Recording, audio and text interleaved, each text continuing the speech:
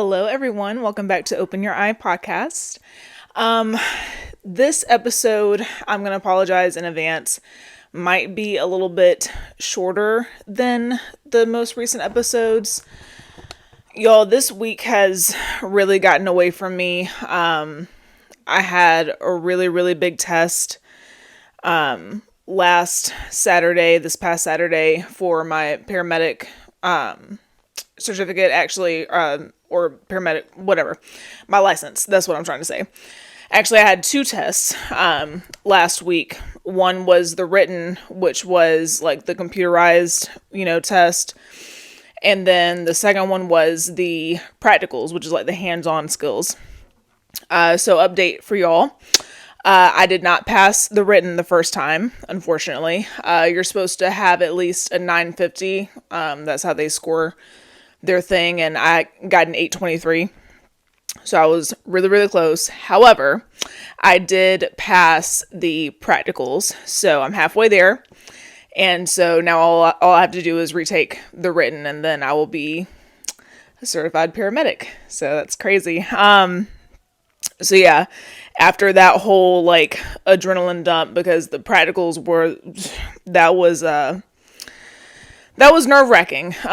Even more so than the written. The written is kind of, you go to like a testing center and it's very quiet, and you just sit at a computer desk and just, take the test, and that's it. It's just like you're taking, a regular test. But the practicals, it's like broken up into stations, and you're being graded by, an actual person in front of you who, is already a paramedic, and some of these people you don't know, and you're, tested on all of these different skills. So it was nerve-wracking, to say the least, but I passed that one, so that's good. I don't have to worry about doing that again. And so just trying to kind of come down from that.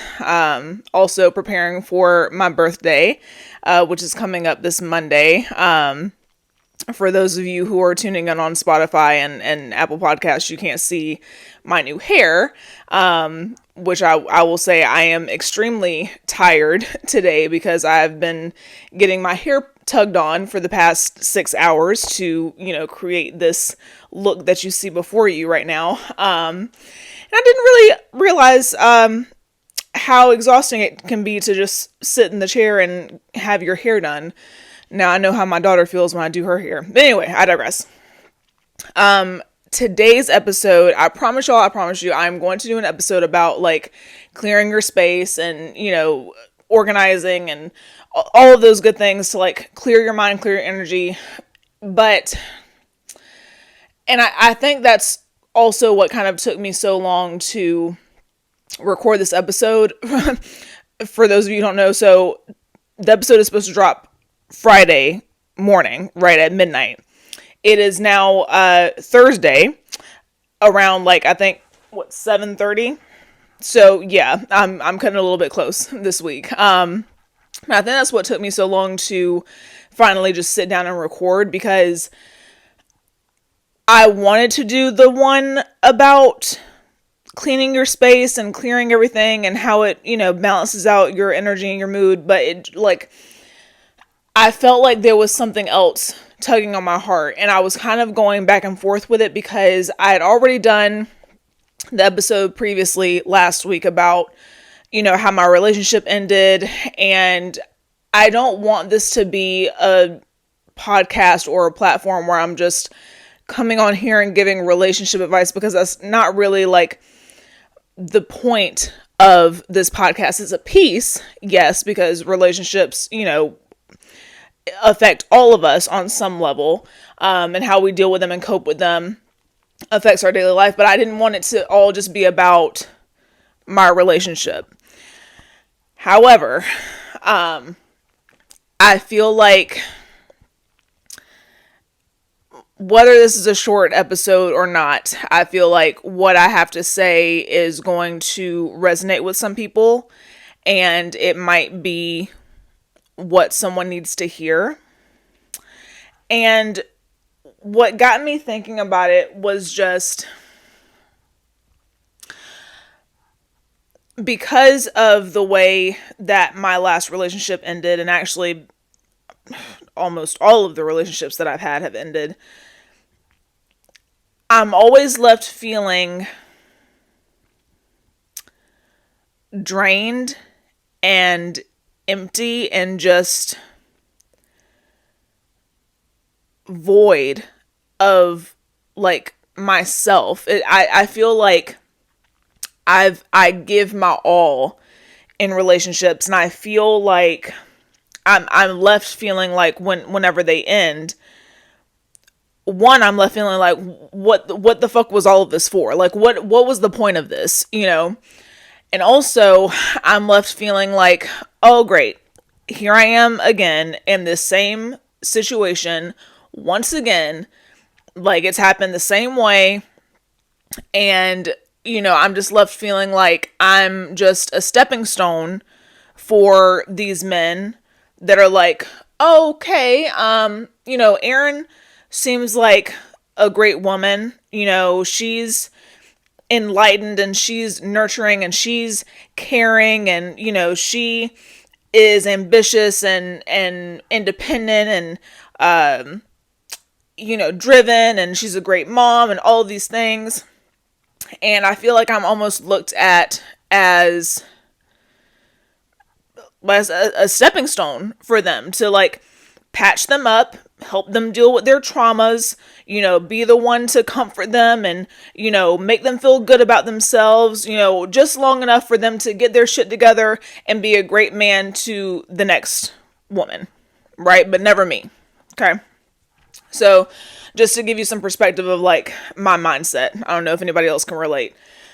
So that's always how I'm left feeling after these relationships end. Now, it doesn't always linger. That feeling doesn't always linger, but that's usually the initial thought and feeling around it, right? And so, because of that, I have to sit back, just like I talked about in my last episode, sit back and take accountability of the role that I played to get myself in that position. And it's important to do that because if we don't step back and take a look at what we did to contribute to us being in that position, what will end up happening is we will form resentment to everyone of the opposite sex, or however you identify, whatever you're attracted to, basically. For me, it's the opposite sex. So if I'm not careful, if I'm not aware, and if I don't do the inner work to realize and recognize the pattern and the cycle and my role that I contributed, then I will just end up damning all men, which isn't fair to the next person who could potentially be the right one for me and treat me the way that I deserve to be treated. But if that's the case and this guy comes along and I haven't done the work, then I'm going to spill my hurt onto him who hasn't wronged me, And what got me thinking about this is just, I don't know, recently I've seen and I've heard a lot of just negative, broad comments about both sides, men and women, coming from both men and women. And when I see those things, I'm just like, I'm confused, because what each party says that they want from the other is not going to come to fruition by saying those things, by being judgmental, by being, by pointing the finger, by blaming, by shaming. It's not going to get you the results that you want. So what's the point? But then I realized that not everybody has the emotional and mental awareness to, instead of pointing fingers at everyone else, pointing it back to them and saying, this is a cycle that I create. This is a cycle that I allow to continue. Because I'm just going to use myself as an example. If I end up feeling after every relationship that I have just been drained of, all my energy, all of my time, all of my love, everything, and feeling like I'm a stepping stone for men, then I have to take a look and ask myself, okay, well, what do all of these men have in common? And what are you doing, talking to myself, what are you doing to contribute to the fact that you seem to go after this same type of man? And when I say this type of man, I'm talking about men who have a lot of trauma, specifically from past relationships. And I know we all have trauma. What I'm talking about is trauma that they have not processed, trauma that they have not done the work to heal from. They haven't been to therapy. They're not mindful. They're not aware. They don't take accountability, these things. Okay. So kind of just like still in the mindset of, oh, this person did me wrong and, fuck them and I didn't deserve that and this and the third, but like no attempt to figure out a pattern or their contribution to their pain and suffering, right? Also, men that are in financial hardship. Now, when I say that, I am not the type of person that is like, oh, my man has to make a lot of money and this and the third. No, I'm talking about men who don't have a place to stay because they don't have their own place.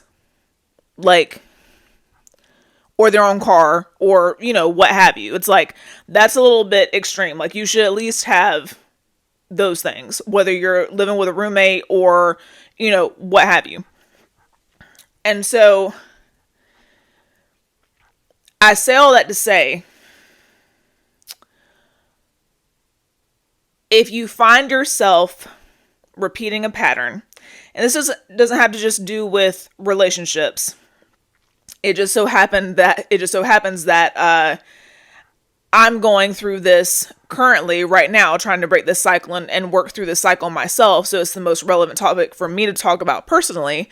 But also, relationships seem to be the only thing in my life that I haven't been able to break a cycle from. Okay. Like I've worked out everything else except my freaking relationships. Okay. So that's the one that I can, personally speak to, from personal experience. But you can, relate this to any aspect of your life that you feel like you're repeating a cycle in, right? Until we recognize the cycle that we're in, and until we can look at ourselves and look in the mirror and be real and honest with ourselves about the role that we're playing in that cycle, we're going to continue to repeat that same cycle until we learn the lesson, right? Have y'all ever heard that saying that the universe is going to keep giving you the same lesson until you learn the lesson that it's supposed to teach you? Right. So it's the same thing, same concept. And I'm not going to lie. It's hard. Okay. It's hard to feel that pain, especially in a relationship. When I tell you, like, I was in so much pain after this relationship just ended recently, it's hard to feel that pain and know that you were wronged. Know that what that person did to you was wrong and you did not deserve that. It's hard to feel and experience all of that and still be able to say, but I was somewhat responsible for how this ended. It's hard. Because it feels like you're almost taking the blame. But I don't want you to look at it that way. I want you to look at it as insight. Insight, because it will tell you a piece of yourself that is wounded, that needs to heal, that you should work through, and that probably needs your care and attention so that this doesn't continue to happen, right? So it's insight because it allows you to better understand yourself and how you operate in your current moment. And it allows you the opportunity to see what you need to work on so that you can eventually break that cycle, so that you can eventually start anew. And so you don't bleed on people who didn't cut you. So that's basically all I had to say for tonight. For this episode, I don't even know how long this episode went for. Let me see. Oh, not bad. It's like 16 minutes, which is, I try to keep it between 15, 30 minutes. But like I said, I will get to that episode, that topic. I really want to talk about it because this is something that's changed my life dramatically.